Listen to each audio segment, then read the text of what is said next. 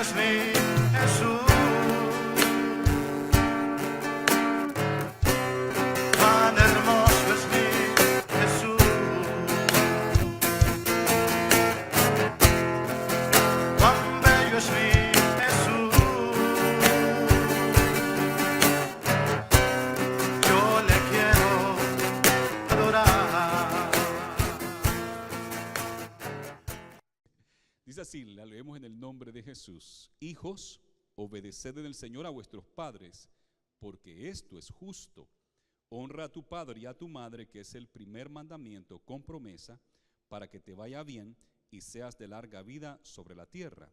Y vosotros, padres, no provoquéis a ira a vuestros hijos, sino criadlos en disciplina y amonestación del Señor. Oramos. Señor, gracias te damos en esta noche por la bendición que nos das de reunirnos, de compartir, Señor, como pueblo, por la bendición que nos das de alabarte y de adorarte. Queremos hacerlo de lo más profundo de nuestro corazón, en espíritu y en verdad, Señor. Te pido que tu palabra haya cabida en nuestros corazones y que tú bendigas esa palabra en nuestros corazones, Señor, y dé el fruto necesario para cada uno de los jóvenes y los adultos y toda la familia aquí reunida. Úsame conforme a tu voluntad, por amor a tu nombre y por amor a este pueblo. En el nombre de Jesús, amén y amén. Pueden tomar su lugar. Gloria a Dios. El tema de esta noche es: Jesús fue un joven. ¿Sabían eso? Jesús fue un joven. Y es un poco duro para nosotros imaginarnos eso. La Biblia relata cuando fue un bebé recién nacido. Pero después miramos que empieza a crecer, y hay una sola parte en Lucas capítulo 2 donde encontramos que Jesús era un jovencito. ¿Cuántos años tenía Jesús ahí en Lucas capítulo 2 cuando sus padres 3 días más tarde lo habían extraviado y lo encuentran en el templo? ¿Cuántos años tenía Jesús? ¿Alguien sabe? 12 años. Y aquí yo sé que hay varios que al cumplir los 12 pasan a ser parte de la juventud. A los 12 años lo miramos acá en el templo, y eso nos recuerda de que Jesús fue un teenager. Jesús fue un adolescente. Ahora, ustedes creen que Jesús tenía ventaja sobre nosotros porque Él es Dios, pero dice en Filipenses capítulo 2 que debemos de tener la misma actitud que hubo en Jesús, que siendo Él igual a Dios, siendo equivalente a Dios, se despojó a sí mismo y se hizo un siervo, se hizo hombre, y fue hasta la muerte y muerte de cruz. Fue obediente hasta la muerte, dice la Biblia. Ahora, cuando dice acá que se despojó de su divinidad, se despojó a sí mismo, quiere decir que Él tuvo que aprender todo nuevamente como ser humano. Tuvo que aprender. Fue un bebé indefenso. Dice en Lucas en 2 ocasiones que María lo envolvió en pañales. ¿Qué quiere decir eso? Que tuvo que limpiarlo, ¿verdad? Después de que se hizo, y le puso los pañales. Y miramos ahí que en 2 ocasiones Lucas menciona eso de los pañales, porque es un ser humano, es un bebé que necesita tomar la teta y necesita ser cambiado y ser cuidado. Se despojó a sí mismo y comenzó a crecer como ser humano. Tuvo que aprender a leer el abecedario, ¿verdad? Bueno, en hebreo, en arameo, lo que ellos aprendían. Así es que Jesús tuvo que ir aprendiendo todo. Y lo miramos de que si era un niño judío, pues se aplicaba a las enseñanzas, a las tradiciones hebreas, donde ellos tenían que memorizar muchas partes del Pentateuco, de la Torá, como le dicen ellos. Jesús tenía que memorizar, tenía que aprender, y en Lucas capítulo 2 lo miramos de que él ya tiene buen conocimiento de la palabra y está haciendo preguntas. Así que Jesús fue un adolescente, pero déjeme decirle que Jesús no pecó. Y yo entiendo las tentaciones de los adolescentes, y todos acá los adultos entendemos, porque todos fuimos adolescentes, todos fuimos teenagers, pasamos por ahí. Y los que fuimos adolescentes en Estados Unidos, por ejemplo, yo fui un teenager en Los Ángeles, California.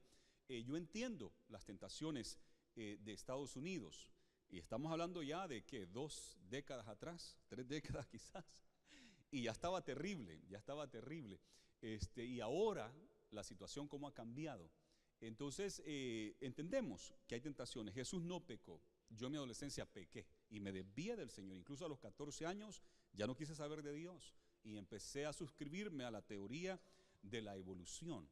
Pero Jesús no pecó, Jesús se mantuvo. Y yo creo que podemos agarrar o tomar el ejemplo de Jesús. Pero también en esta noche no solamente quiero hablar a la juventud, tengo dos cargos, tengo dos, por decirlo así, dos mandatos que darle, dos ordenanzas. Una es para los padres y la otra es para los hijos. Comienzo con los padres. Acá en Lucas capítulo 2 vamos a leer la narración cuando nos habla de Jesús y vamos a ver los padres. Vamos a ver al joven Jesús y vamos a ver también cómo los padres lidiaban con él. Y este es un día en particular, o por lo menos en este espacio de 3 días, en una visita que han hecho hacia Jerusalén. Ellos son de Galilea, Nazaret. Desde ahí viajaron, quizás un día de viaje, hacia Jerusalén en caravana. Y esto fue lo que sucedió. Dice el 41, Lucas 2:41. Iban sus padres todos los años a Jerusalén en la fiesta de la Pascua. Y cuando tuvo 12 años, subieron a Jerusalén conforme a la costumbre de la fiesta. Al regresar ellos, acabada la fiesta, se quedó el niño Jesús en Jerusalén, sin que lo supiera José y su madre. Pensando que estaba entre la compañía, anduvieron camino de un día y le buscaban entre los parientes y los conocidos. Pero como no le hallaron, volvieron a Jerusalén buscándole. Y aconteció que 3 días después le hallaron en el templo, sentado en medio de los doctores de la ley, oyéndoles y preguntándoles. Y todos los que le oían se maravillaban de su inteligencia y de sus respuestas. Cuando le vieron se sorprendieron, y le dijo su madre: Hijo, ¿por qué nos has hecho así? He aquí tu padre y yo te hemos buscado con angustia. Entonces él les dijo: ¿por qué me buscáis? ¿No sabéis que en los negocios de mi padre me es necesario estar? Mas ellos no entendieron las palabras que les habló. Y descendió con ellos y volvió a Nazaret, y estaba sujeto a ellos, y su madre guardaba todas estas cosas en su corazón. Y Jesús crecía en sabiduría y en estatura y en gracia para con Dios y los hombres. Una escena de cuando Jesús está preteen, ¿verdad? Está comenzando a ser un adolescente, 12 años de edad, está por entrar al puberty, a la pubertad, está por convertirse en un adolescente y un joven.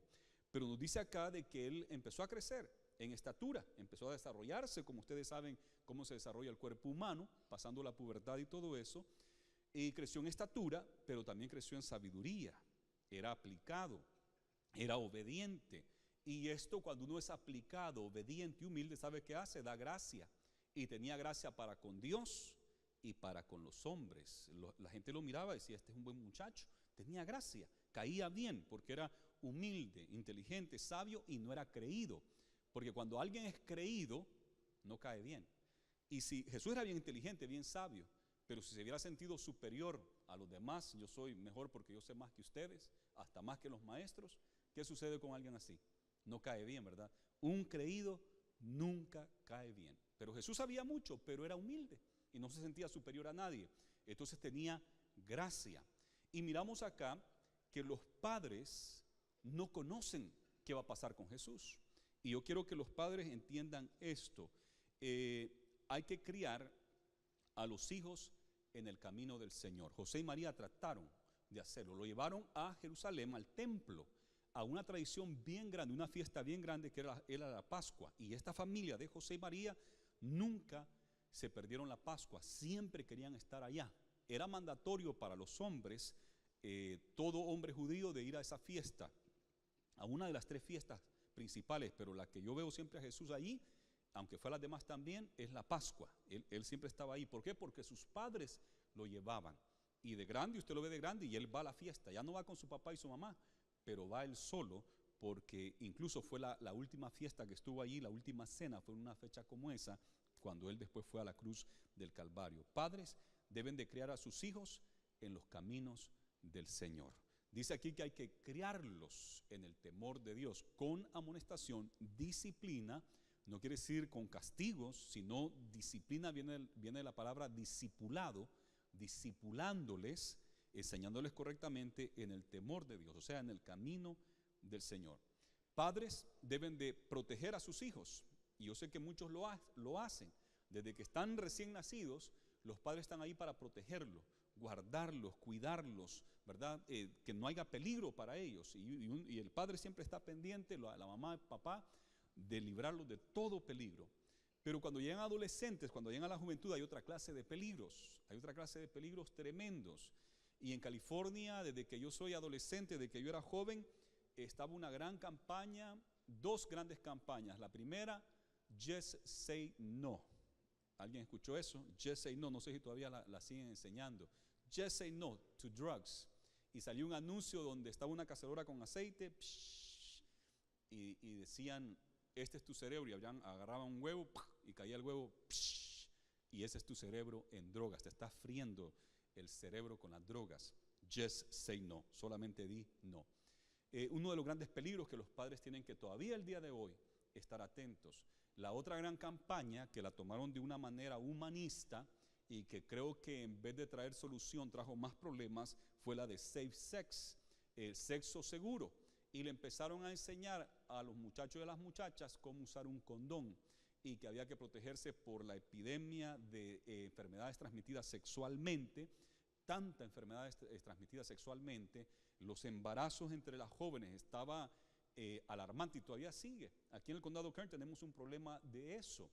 Entonces la campaña de Safe Sex, donde les enseñaron cómo hacerlo, porque ellos creyeron lo van a hacer, así es que hay que enseñarles cómo protegerse, no dio mucho resultado porque tenemos los mismos problemas que hace 20, 30 años cuando yo crecía en la escuela y está igual o quizás peor la situación.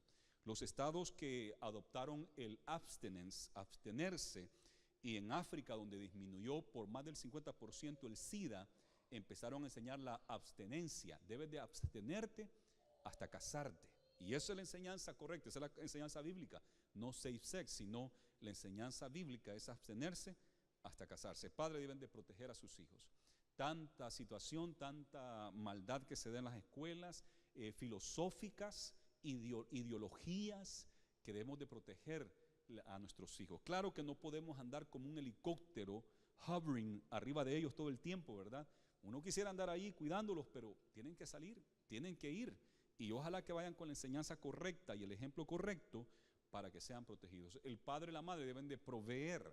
Y yo sé que todos acá tratamos de proteger y proveer, suplir para las necesidades de nuestros hijos, de nuestros jóvenes, sus alimentos, su cuidado, sus estudios. Hay que proveer, pero sabe que también hay que enseñarles. Y por en veces le delegamos la enseñanza a la escuela secular. Y si usted está confiando en la escuela secular la enseñanza de sus hijos, usted está poniendo en riesgo el alma de sus hijos, porque la educación nunca en la Biblia se le delega al gobierno. Incluso en Estados Unidos la educación también no se le delegaba al gobierno. La educación siempre ha sido responsabilidad de los padres. Claro que el gobierno suple las escuelas, pero últimamente desde los años 60 para acá ha habido una situación donde la evolución ha sido la base de la educación. ¿Y la evolución qué dice? No hay Dios. Entonces esa es la base de la educación y desde ahí surgen tantas ideas, porque ese es el fundamento de lo que ellos tienen. No hay Dios. Y si ese es el fundamento, ¿a dónde van a parar? Y hemos visto ahora la situación de nuestro país, hemos visto la violencia que se daba en las escuelas. Antes no se daba eso, esas matazones que se dan hoy día, que entra un muchacho armado, mata a no sé cuántos. Eso es terrible. Todo lo que está pasando. Entonces no es la responsabilidad de la escuela, no se la delega a la escuela, es responsabilidad suya y tiene que ver qué le están enseñando en la escuela. Yo sé que es bien fácil entregarlos a la escuela, entregarlos al babysitter o entregarlos a la televisión. Aquí está la tele, aquí está el control, tú ves lo que quieras ver, yo me voy a ir por acá a leer o me voy a hacer esto y aquello y tú entretente. Amados padres, no es así.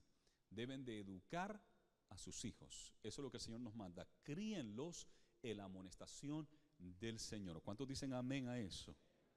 No es fácil, no es fácil. Démosle fuerte ese aplauso al Señor.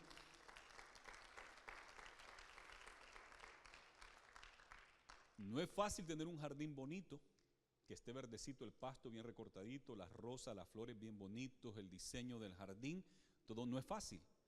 Si usted piensa que eso va a ser fácil y usted lo deja ahí, ¿qué se va a hacer? Va a crecer el pasto, un montarral ahí, se va a poner feo, se va a secar y se va a mirar de lo más feo. Pero si usted quiere tener un jardín bonito, una vez a la semana se debe cortar el pasto.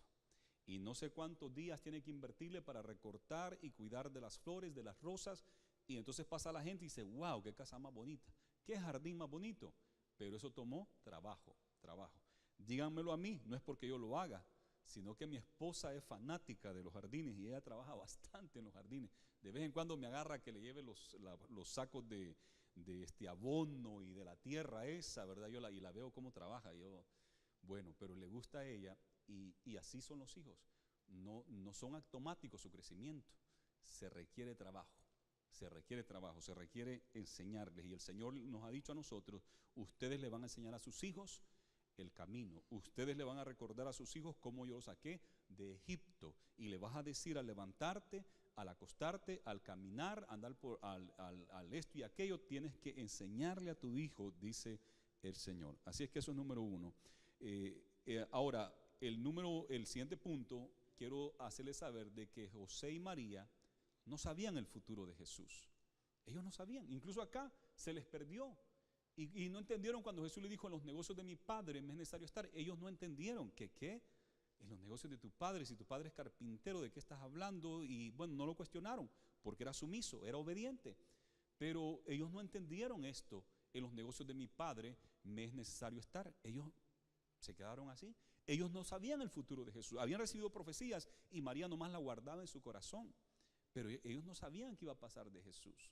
Ellos tenían que criar a Jesús, llevarlo, enseñarle, porque ellos no sabían. Jamás se imaginó María de que Jesús iba a ir a la cruz del Calvario y que Jesús iba a morir en aquella cruz. Jamás se imaginó que nomás su hijo iba a vivir 33 años de edad, joven, 33 años de edad. Jesús murió. Imagínese usted, qué jovencito. María y José nunca se imaginaron eso. Así es que usted está igual que María y José. Usted no sabe el futuro de sus hijos. Mi esposa y yo no sabemos el futuro de Josiah y tenemos a esa criatura tan linda, pero yo pienso, ¿qué va a pasar de él? Jesús va a venir pronto y espero que venga pronto antes de que se haga un teenager, ¿verdad? Disfrutarlo ahora y que se quede baby mejor para no ver todos los problemas que se dan cuando van creciendo. Pero yo pienso, ¿qué va a hacer? Y yo siempre estoy orando, va a ser un siervo de Dios. Y sí quiero que juegue fútbol y que juegue bien, ¿verdad? Pero siempre recuerdo, no, es un siervo de Dios. Es un siervo de Dios, está acá para avanzar el reino de los cielos. Y yo como padre que tengo la experiencia ahora, debo de instruirlo. A mí no me instruyó un padre. Mi madre era soltera, pero él va a tener la ventaja de instruirlo para que sea un siervo de Dios. Qué responsabilidad más grande la de Cecilia y la mía. Qué responsabilidad. No sabemos el futuro. Y yo sé de que uno puede desviarse. Yo me desvié y qué doloroso fue para mi madre cuando yo me desvié. Doloroso para mi tía, mi mamá y la gente de la iglesia que me conocía. Y verme rebelde, verme apartado de Dios en drogas y en alcohol y en cosas así. Qué dolor. Y yo digo, Señor, cuida a este niño, dame sabiduría, dame gracia. No sabemos el futuro de estos muchachos que están acá. Y yo espero un futuro glorioso para ellos. Yo espero que se gradúen de la universidad, que agarren sus empleos, que hagan grandes cosas. Algunos serán misioneros, pastores, evangelistas, ministros de alabanza, que se dedicarán a eso, ¿verdad? A avanzar el reino de Dios, no solamente en la ciudad de Bakersfield, pero en el mundo. No sabemos el futuro, pero siempre soñamos un futuro grande y victorioso para nuestros hijos y para nuestros jóvenes. Yo siempre los veo así, van a ser jóvenes victoriosos. Nos aflige cuando se desvían, pero yo siempre tengo la confianza, van a regresar, porque yo regresé y van a regresar. Sí van a ir a experimentar dolores y situaciones, porque no quisieron ser obedientes. Si fueran obedientes, se salvarían y se ahorrarían dinero, tiempo y tantos dolores. Pero algunos quieren ir a experimentar solos. Bueno, van y se dan ellos mismos, ¿verdad? Y después dicen, tenía razón mi mamá, mi papá, la iglesia, los hermanos tenían razón. No sabemos el futuro. María y José no lo sabían, amados hermanos, padres, así es que igual nosotros. Pero ellos entonces crearon a Jesús un día a la vez. Un día a la vez. No sabían el futuro, por lo tanto tiene que ser un día a la vez. Así les aconsejo, les encarezco, esta noche críen a sus hijos, a sus adolescentes, a sus jóvenes, un día a la vez. Sé que la adolescencia es duro para los muchachos. Son tiempos muy alegres, muy divertidos, De verdad que sí, la Biblia también lo dice, alégrate joven en tu juventud, pero también son tiempos turbulentos, terribles los cambios y por ahí se enamoran y piensan que es el fin del mundo y la muchacha no les hace caso y se va con otro y le duele en el alma y piensa que se va a morir, hasta quieren suicidarse algunos, tipo Romeo y Julieta, ¿verdad? Y ellas no se digan, hasta se toman el frasco de pastillas, algunas, ¿verdad? Imagínense. ¿Y por qué puppy love? Ese sentimiento tan grande que sienten, ¿verdad? Y creen que es amor y no saben que es amor en sí. Saben lo que son sentimientos, atracciones, pero el amor no es eso. Pregúntenos a nosotros los adultos, hemos visto varias cosas, hemos experimentado varias cosas. Entonces hay que crearlo día a día. Es duro para los jóvenes, la adolescencia, pero es duro para la familia, para los padres. Qué duro. Pero gracias a Dios cuando ya van pasando y llegan a los 18, 19, 20, 21, 22, se casan, gloria a Dios, le hicimos, ¿verdad? Gloria al Señor. Pero hay que ir día con día, un día a la vez. Y por último, hay que guiar a los hijos en lo que verdaderamente dura. Y esto es la salvación que es a través de Cristo Jesús. Hay que llevarlos por ahí. Eso es lo más importante de todo. Criarlos en el camino de la vida eterna de manera que ellos tengan salvación. Nosotros como cristianos evangélicos o protestantes, como nos llaman allá afuera, no bautizamos a los niños porque no creemos que un niño va a recibir la salvación al bautizarlo en agua, porque el bautismo en agua es para arrepentimiento de pecados. Pero cuando presentamos a los niños, lo que estamos diciendo es que se lo estamos dedicando al Señor, pero que los padres van a ser responsables de criar a esos niños en el temor de Dios, para que cuando el niño ya tenga la edad adecuada y conciencia de lo que es lo bueno y lo malo, que él o ella decidan bautizarse. Y si ellos deciden bautizarse, gloria a Dios, porque ahora son discípulos, porque han nacido de nuevo y ellos deciden. Hay muchos adolescentes en la iglesia se bautizan. Yo llegué a los 12 allá en casa de oración y me bauticé, porque yo estaba convencido, pero 2 años más tarde me aparté, ¿verdad? Cuando yo regresé a la edad de 23 años, casi 24, no me volví a bautizar, porque cuando yo me bauticé a los 12 años de edad, yo lo hice de corazón. Y yo amaba al Señor y quería servir al Señor, pero las tentaciones del mundo me apartaron. Así es que no me volví a bautizar más que a los 12 años de edad, porque yo tenía conciencia de lo que estaba haciendo y tenía el temor a Dios y el amor al Señor. Ahora, esa es la responsabilidad de los padres, criarlos para que cuando ellos tengan la edad, ellos escojan. Algunos de nuestros jóvenes escogen no bautizarse. Y qué dolor para los padres y para nosotros los pastores. ¿Y por qué no te quieres bautizar? No. Y sabemos que no los podemos forzar, porque si uno dijera, no, te me vas a bautizar y te vas a bautizar. Y ahí fuera con la cara toda empurrada y se bautizara, pero en su corazón estuviera no. Y se bautizara a la fuerza. Y por eso es que no lo forzamos, porque tiene que salir del corazón. Tiene que decir, yo quiero esa salvación. Yo quiero estar la eternidad con nuestro Señor Jesucristo, ser salvo, y con mis padres también que van por el buen camino de la vida eterna. Tienen que salir de ellos, pero para eso tenemos que enseñarles, guiarles, darles el ejemplo. Y claro, nos gustaría forzarles, pero no es así. Tiene que ser voluntario, individual cada uno. Ahora, le encargo a los jóvenes, ahora voy con la juventud. Esto es lo que yo les encargo, le encarezco, como dijo el apóstol Pablo. Esto es lo que la Biblia les encarece, les encargo. I charge you with this. Que Dios debe ser la prioridad número 1 en tu vida, joven. Eso es lo primero.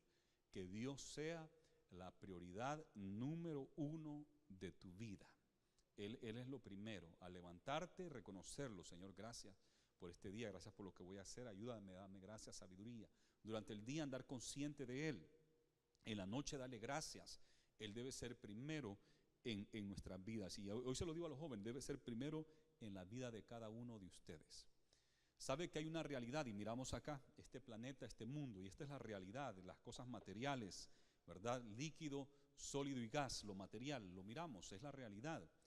Pero hay realidades que no alcanzamos a ver, incluso hay una realidad tan poderosa que no la sabíamos hasta hace poco. En el siglo pasado se descubrió el atónomo, o lo que era el núcleo, que no se miraba, no se mira.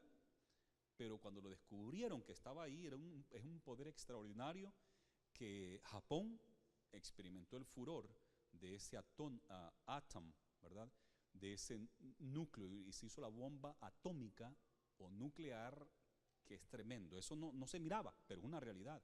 Y no lo miraban hasta que lo descubrieron. Y así hay muchas cosas que no se miran, pero que están ahí, son parte de la realidad. Y hay un mundo espiritual que es muy real, un mundo espiritual diabólico, maligno, que dice la Biblia que no tenemos lucha contra carne y sangre, sino que contra potestades, con gobernantes que se mueven en las regiones celestes. Y tenemos una guerra espiritual y está ahí el mundo. Algunos logran verlo y logran experimentar los malos espíritus, los demonios y la opresión diabólica, maligna. Hay gente que la detecta y la siente. Algunos dicen mala vibra, dicen, ¿verdad? Siento mala vibra y quieren buenas vibras, good vibes, porque sienten negative vibes. Y es un mundo espiritual. Y mucha gente prefiere ese mundo y le gusta ese mundo. Y le gusta consultar los muertos, consultar las cartas y consultar cosas porque ven un poder, sienten algo y les atrae. Y yo lo sé porque yo fui joven también y como que si me atrajo un poco también esa clase del mundo, de ese mundo espiritual. Pero hay un mundo espiritual también que es el del Señor, donde están los ángeles, arcángeles, querubines, que Dios envía a sus ángeles cerca de nosotros. Está el Espíritu Santo que nos da revelación, sueños y revelaciones. No tenemos necesidad de los adivinos, no tenemos necesidad de los que consultan a los muertos, porque nosotros tenemos al Espíritu Santo que nos da dones como el don de profecía, el don de palabra de ciencia, palabra de sabiduría, y el Señor usa entre el pueblo, entre los ministerios usa esto. Y este es el mundo, es un mundo real, ¿verdad? Es una realidad. Y yo le quiero decir esto, Dios tiene que ser el número uno. Porque de toda la realidad física que miramos, lo físico, lo natural, que es, dijimos, gas, líquido y sólido, esa es la realidad física que miramos. Les dije que hay otra realidad que no se alcanza a ver, aún una física que no alcanzamos a ver, y no se diga la realidad espiritual. Hay una realidad que es la realidad más importante de todas, la número uno, y de todo lo que es real, Él es el más real de todos, y Él es nuestro Dios, Jehová de los ejércitos, Dios de Abraham, de Isaac y de Israel. Gloria a Jesús. Todo lo que existe, lo que vemos y no vemos, fue creado por Él. Todo. Entonces Él es lo más importante de toda la realidad. Y si ustedes jóvenes van a ignorar lo más importante de la realidad, eso es ser necio. That is to be a fool. If you're going to negate God, that's to be a fool. ¿Cómo puedes negar lo más importante de la realidad? Por eso la Biblia dice que el principio de la sabiduría es el temor a Dios. Ahí es donde comienza todo. El reconocer a Dios. He's an awesome God. And you have to recognize, and that gives you wisdom. You become wise to recognize there is a God that made the heavens and the earth. And there's a power. And that's Him, our God. And He's a personal God. Es un Dios personal. Nuestro Dios es un Dios personal que nos conoce por nombre y hemos experimentado ese amor. Yo he experimentado el amor de Dios. Sé que somos billones de personas en el planeta y me conoce por nombre y yo lo sé. Y yo sé que Él me mira, yo sé que Él me cuida, yo sé que Él me corrige y yo creo que muchos han experimentado eso. Es un Dios personal y sí es el amo del universo entero, pero me conoce, me ama y quiere tener una relación personal conmigo, quiere que yo hable con Él. Qué hermoso nuestro Dios. Así es que debemos de tomarlo en cuenta. Él debe ser número uno. La sociedad o el individuo, el joven que ignora a Dios está ignorando lo más importante de la realidad. Y ignorar a Dios es ser un necio, is to be a fool, ¿verdad? Don't be a fool, be wise. Make God your priority. First priority in your life, it has to be God. La prioridad número uno en tu vida debe ser Dios. El otro punto que quiero encarecerles en esta noche, no uses tu edad como excusa. Oh, I'm young. Oh, I'm a teenager. No, it's not an excuse. Don't use your age as an excuse. No uses tu edad como una excusa. Yo no puedo. Yo soy joven. Los jóvenes caen en tentaciones. Hay otra que usan los varones, ¿verdad? Boys will be boys, we're men. También los hombres la usan. Es que el hombre es así, el hombre. No. El Señor dice cómo deben de ser los hombres y cómo debe ser el hombre de Dios, ¿verdad? Así es que no uses tu edad como una excusa. I'm young, I'm a teenager, I can't, I don't know how, I fell because I'm weak. No, no hay excusa. Y en la Biblia tenemos varios jóvenes que dieron un gran ejemplo. Daniel, 17 años de edad. David, 17 años de edad. José, 17 años de edad también, cuando fue vendido a Egipto como esclavo y se hizo un joven adulto, 18 a 23, joven adulto, fue a la cárcel, se hizo un joven ya más adulto de 30 y algo y el Señor le dio la victoria. Y después se casó y tuvo hijos. Pero fue un joven en un país extraño, lejos de la familia. Y si él podía pecar porque no estaba papá y mamá viéndolo, era José. Estaba lejos, ahí él hubiera podido pecar. Y tuvo la tentación sexual allí al orden del día. Una mujer muy atractiva porque era la esposa del capitán del ejército de Egipto, se le encimaba, se le ofrecía. Y José no, y no, y no, porque no quiero pecar contra Dios ni contra mi amo. Mi amo me ha dado todo acá, todo lo que hay acá yo puedo obtenerlo, excepto tú, que eres la mujer de él, y yo a ti no te puedo tocar, porque no quiero dañar a mi amo. Primeramente dañar a Dios, porque Dios ha dicho no cometerás adulterio, fornicación, y no quiero dañar a mi jefe. Y a la mujer más creo que se enamoraba de él y más quería. El pobre José fue a parar a la cárcel porque no quiso acostarse con ella. So there's no excuse.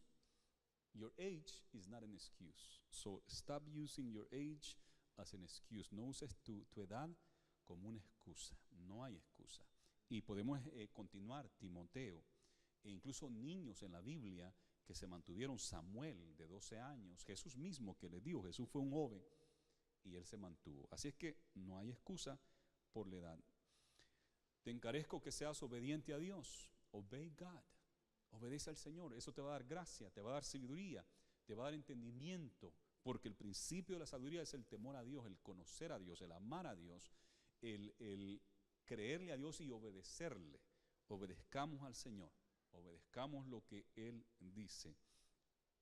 Debes de ser enseñable. ¿Qué quiere decir esto? Que seas enseñable, que no creas que lo sabes todo. Yo no sé, pero hay una etapa cuando uno llega a adolescente que cree que se la sabe toda. Yo llegué a una edad así donde yo creía que yo sabía más que mi mamá. Mi mamá el inglés hasta ni lo sabe tanto, ahí medio se traba. Ahora ha aprendido bastante. Ya fue a la escuela y todo y bien se comunica con los nietos en inglés. Mi mamá, ¿qué va a saber? Mi mamá no sabe de la teoría de la evolución, no sabe de esto. Mi mamá es una campesina allá del Salvador, del Cantón, que se vino a Los Ángeles. Ella no sabe. Y le hacía preguntas filosóficas y ya no me podía contestar. Y me sentía que, ¿qué me va a enseñar mi mamá? Nada. ¿Y qué me va a enseñar el pastor de casa de oración? Pues, un viejito puertorriqueño, ¿qué va a saber él? ¿Verdad? Y así me sentía. Pero ahora que ya crecí, veo que son gente de sabiduría, de inteligencia, pero hubo un tiempo que yo me la sabía toda. I don't know how I got to that point thinking that I knew everything. And I was smarter than my parents, smarter than everybody. Because I was wise, I was savvy. Me sabía la calle y me sabía todo. Yo era inteligente. Pero eso es duro porque entonces uno ya no puede aprender, porque cree que se la sabe. Y si uno se la sabe, ¿quién le va a enseñar? Y el que actúa de esa manera es necio, porque el necio no recibe consejo. Los proverbios están allí. El que se cree que se la sabe toda, he's just a fool. Una vez le preguntaron a Sócrates, el hombre más sabio de Grecia en aquel entonces, en los tiempos antiguos, y él, en uno de sus comentarios que hizo en una ocasión fue de que lo que él sabía es que no sabía nada. Porque el que de verdad está investigando y está aprendiendo se da cuenta, wow, y hay mucho más que aprender.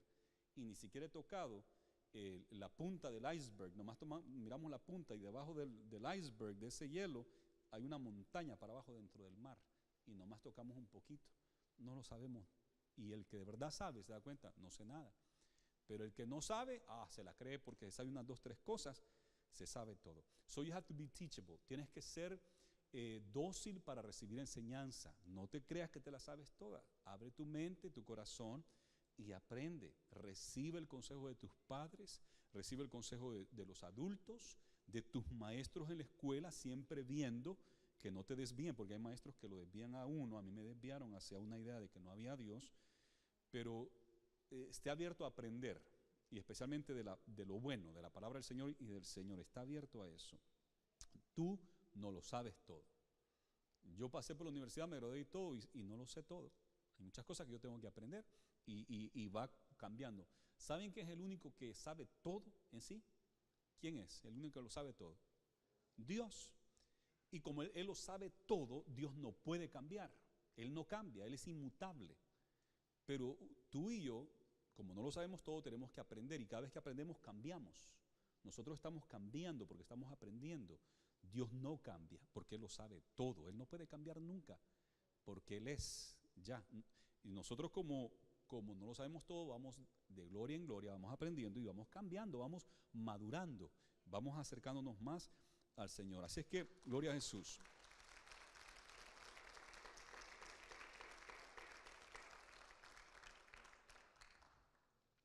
Nosotros los adultos podemos decir lo que dijo el salmista: joven fui y he envejecido, y no he visto justo desamparado ni su simiente que mendigue pan.